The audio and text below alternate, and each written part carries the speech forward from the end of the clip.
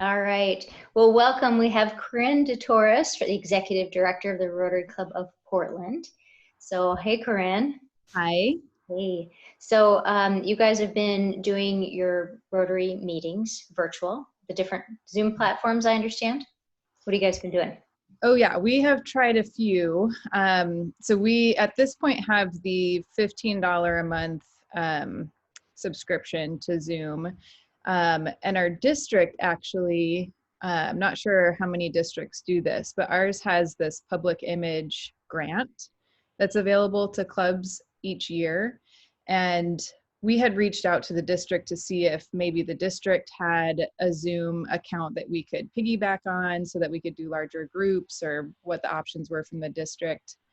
And they recommended going the route of applying for this grant to cover the costs of Zoom for the year, which, you know, $15 a month is pretty minimal, but we wanted to try a few different platforms. So we tried the webinar for a little bit, which we realized wasn't actually that useful because you couldn't do breakout groups. We've been really enjoying the breakout groups because it lets people get together, you know, in a small chat. We do maybe 4 or 5 people in a room and either provide a topic or just say, you know, talk about what you did this weekend or something like that. You can't do that with webinars, so that was a downside for us. And you also can't see each other in webinar. You can see the panelists, but not the whole club. And so, yeah, it's been working for us to have that business account, and we seem to have all of the monitoring and the hosting capabilities that that we need. We can do the polling and chats and things like that too. So it was a learning curve. We started actually just doing the people that were presenting and recording that and then sharing it as a video. So we started not doing live right off the bat. And then we heard a lot of feedback from people that they missed having that Tuesday at noon thing to go to, you know, and so we decided to give the live thing a try. It sounded like a lot to take on with potentially, you know, 200 people all showing up at once. But our attendance has been pretty low at the live meetings. It's been averaging around 40, when usually at a Tuesday lunch we'd get 115. So we're trying to figure out ways to get more people to actually sign into the live version, but we do still record it and people can watch it later. Yeah, and we can also stream it to Facebook. Okay, so you're streaming it to Facebook, and are you putting out like a YouTube channel too? Yeah. Yeah, we're doing the same too. And yeah, we found that there, if people start, you can kind of monopolize a little bit of the Zoom meeting if you're not going into a breakout room. One person is talking if, you know, a lot of people are there. I think our highest we were, because at 100 you go to the next bracket.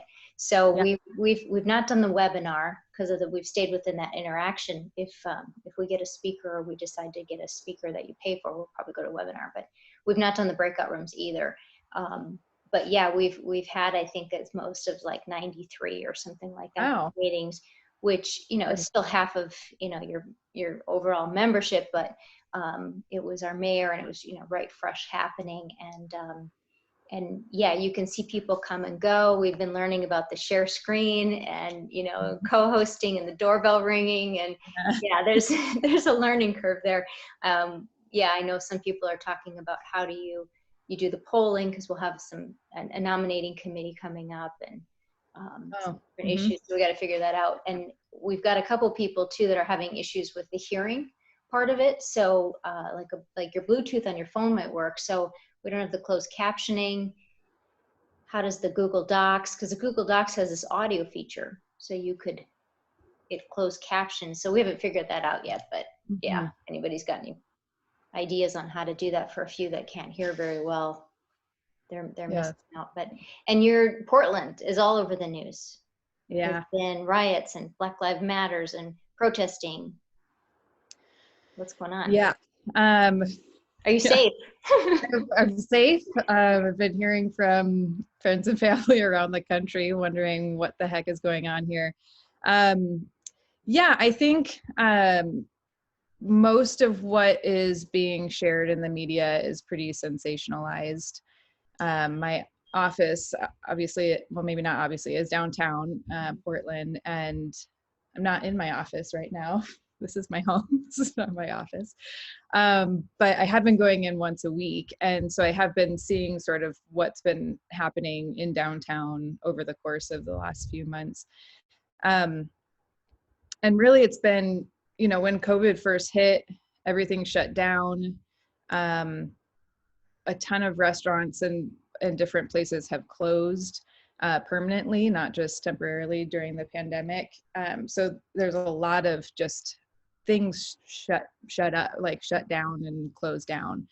And then there was at the very first weekend of the Black Lives Matter protests around the entire country, we did have a night or two of rioting. And so that was maybe beginning of June. And there were a lot of downtown businesses that were affected by that and windows smashed. And one of our members actually had his store broken into and a lot of merchandise stolen from his store. So there's a lot of businesses that are boarded up downtown, but are still open. So it looks odd. It looks like a strange sort of world. It is a strange world that we're living in right now.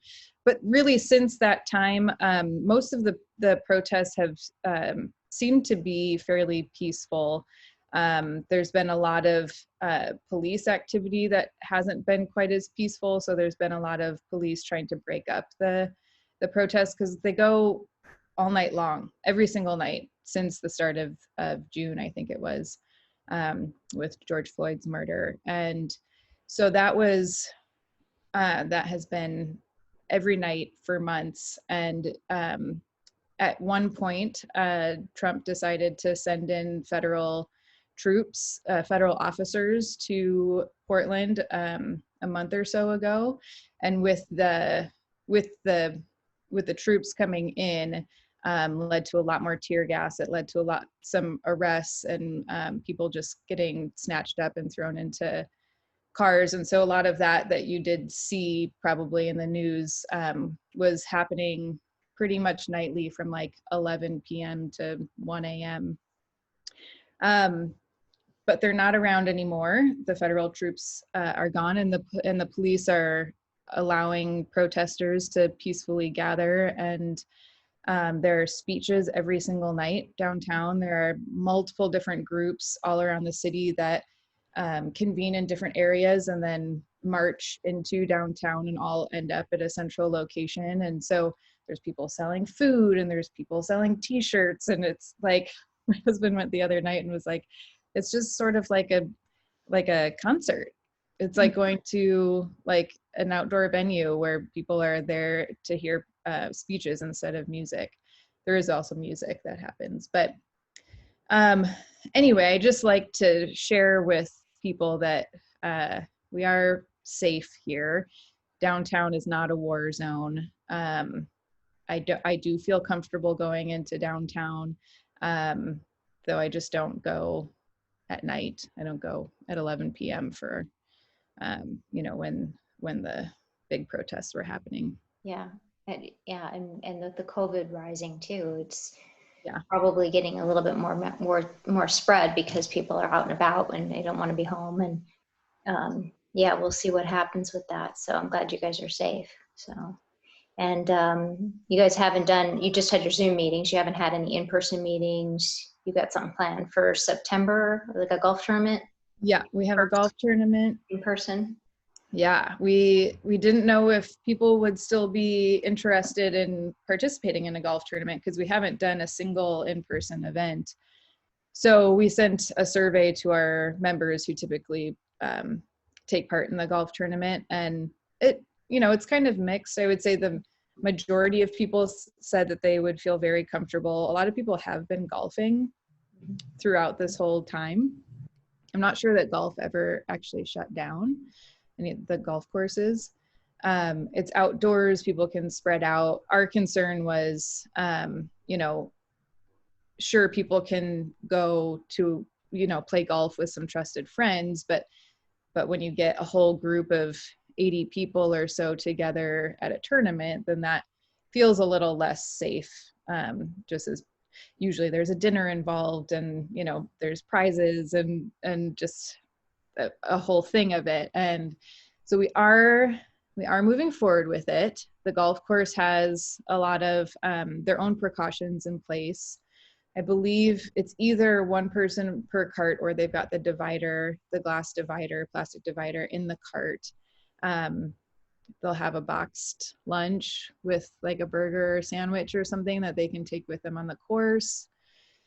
No awards or gathering afterwards. So it'll be different, but it'll at least give an opportunity for people to get together, at least in groups of 4.